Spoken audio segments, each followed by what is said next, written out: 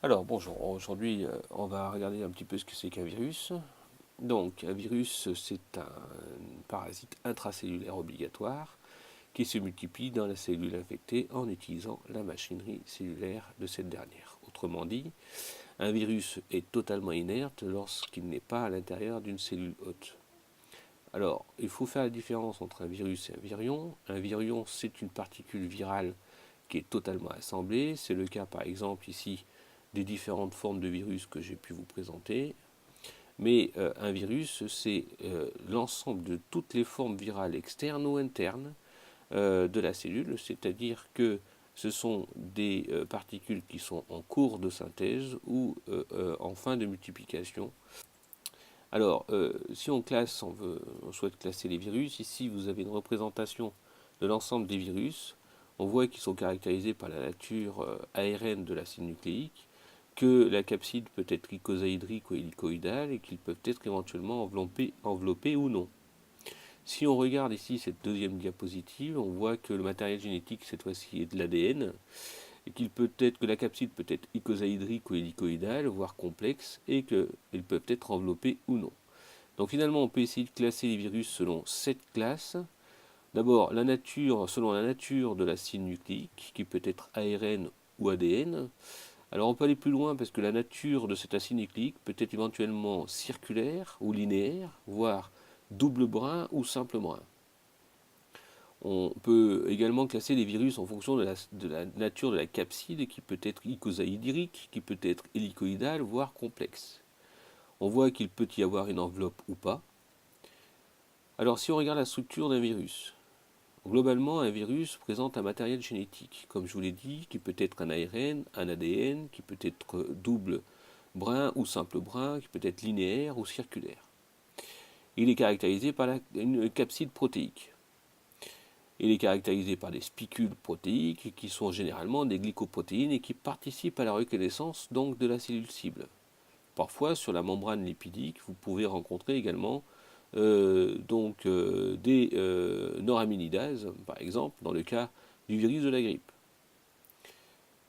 Alors, si on regarde finalement un virus, il est dépourvu de cytoplasme, on voit qu'il n'a pas de ribosome, donc il ne peut pas synthétiser ses propres protéines. Il ne possède pas de mitochondries, donc n'a pas de possibilité de produire de l'énergie. Et il n'a pas moyen non plus de répliquer son matériel génétique. C'est la raison pour laquelle le virus est un parasite obligatoire. Alors comment, en gros, il faut 3 étapes. Il faut une première étape qui consiste à donc rentrer dans une cellule. Alors pour rentrer dans une cellule, il y a plusieurs possibilités. La première possibilité, c'est la fusion de l'enveloppe virale avec la membrane plasmique de la cellule hôte, directement de façon à libérer la capsule dans le cytoplasme de la cellule hôte. La deuxième possibilité, c'est d'endocyter le virus dans son intégralité avec son enveloppe. La troisième possibilité consiste à endocyter le virus nu directement à l'intérieur du cytosol. La deuxième étape consiste à reproduire le virus. Se reproduire, c'est se reproduire dans la cellule. Pour ça, il faut répliquer son matériel génétique. Donc la réplication du matériel génétique nécessite l'emprunt des enzymes virales, des enzymes de réplication de la cellule hôte. Et si la réplication de ce matériel génétique nécessite une enzyme particulière virale, alors l'enzyme peut éventuellement l'emmener. La deuxième étape consiste à produire les protéines virales. Pour ça, il faut, soit à partir de virus à ADN, eh bien, ma foi, réaliser une transcription et une traduction, et tout cela en utilisant bien entendu le matériel génétique, le matériel enzymatique de la cellule hôte. Dans un cas, dans le virus ARN, éventuellement cet ARN peut être rétrotranscrit en ADN, et puis ensuite cet ADN pourra être transcrit et traduit pour exprimer les protéines virales, ou alors l'ARN viral peut être directement traduit. Alors, troisième étape, il s'agit donc cette fois-ci de faire un assemblage et sortir de la cellule hôte. Pour cela, soit la capside se forme par auto-assemblage spontané des protéines qui ont été synthétisées dans le cytosol. Alors ensuite, il y aura intégration de l'acide nucléique dans la capside. l'assemblage des capsides dans le cytoplasme ou dans le noyau de la cellule infectée, d'accord, et éventuellement le mécanisme de libération peut être différent selon s'il s'agit de virus nus, alors il va y avoir lyse de la cellule hôte, ou alors éventuellement les virus enveloppés vont bourgeonner, soit au détriment du noyau de l'enveloppe nucléaire, soit au détriment de la membrane plasmique de la cellule. Alors, on peut définir comme ça un cycle, hein, puisque je vous ai parlé de 3 étapes. La première étape, ça serait donc finalement l'absorption du virus sur la cellule hôte. La deuxième étape sera la pénétration de ce virus à l'intérieur de la cellule. Ensuite, la troisième étape consisterait en la réplication du génome viral et l'expression des protéines virales. Et enfin, il y aurait un réassemblage donc, de ces protéines dans le cytosol ou dans le noyau et l'expulsion du virus. Alors en fait, la différence va venir de la nature du matériel génétique. Éventuellement, si on regarde ce qui se passe pour un virus à ADN, eh bien on voit que le virus de ADN va d'abord s'adsorber. Ensuite, il va rentrer à l'intérieur de la cellule, donc la capside va se dégrader, il y aura une décapsidation et libération du matériel génétique, là en l'occurrence de l'ADN. Cet ADN donc pourra être transcrit et traduit pour produire des protéines qui vont être nécessaires pour la synthèse d'un nouveau virus. Et par ailleurs, il y aura réplication de le matériel génétique, donc de façon à pouvoir préparer la formation de plusieurs virions, plusieurs virus. Donc assemblage des virions à l'intérieur du cytosol, et enfin libération des particules virales néoformées. Voilà donc pour un virus ADN, voyons ce qui se passe pour un virus ARN. Dans le cas du virus ARN, dans le cas par exemple du VIH, eh bien, il y a d'abord une adsorption, hein, donc fixation du VIH par interaction protéique.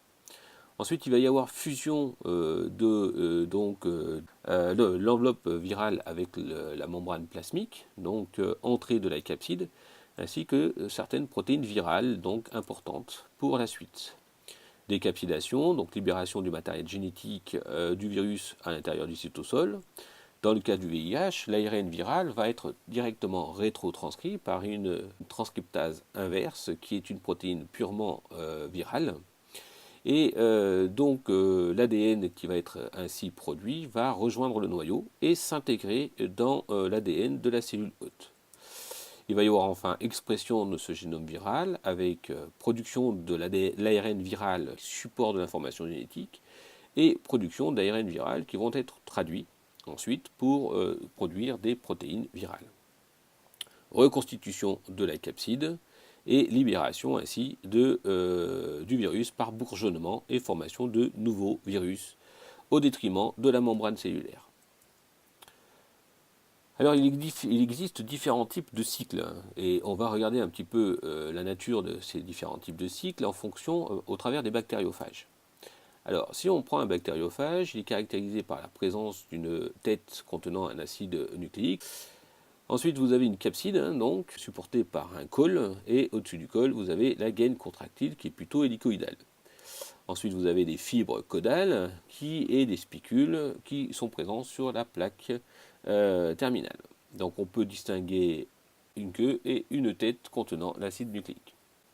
Alors, on peut donc distinguer ainsi différentes modalités de reproduction et de libération. Dans le cas du bactériophage, ici, on voit que le bactériophage s'est reproduit à l'intérieur de la bactérie et que la libération nécessite la lyse bactérienne. C'est ce qu'on appelle un cycle lytique. Donc là, il y a destruction de la cellule hôte. Dans le deuxième cas de figure, il peut y avoir intégration du génome du bactériophage à l'intérieur du génome de la bactérie, et cette bactérie va ensuite se multiplier. C'est ce qu'on appelle donc en fait un cycle lysogénique ou cycle lysogène. Alors, lors d'une réactivation, eh bien, les cellules qui sont dans ce cycle lysogène peuvent retourner dans un cycle lytique et donc libérer ainsi les virus. Voilà.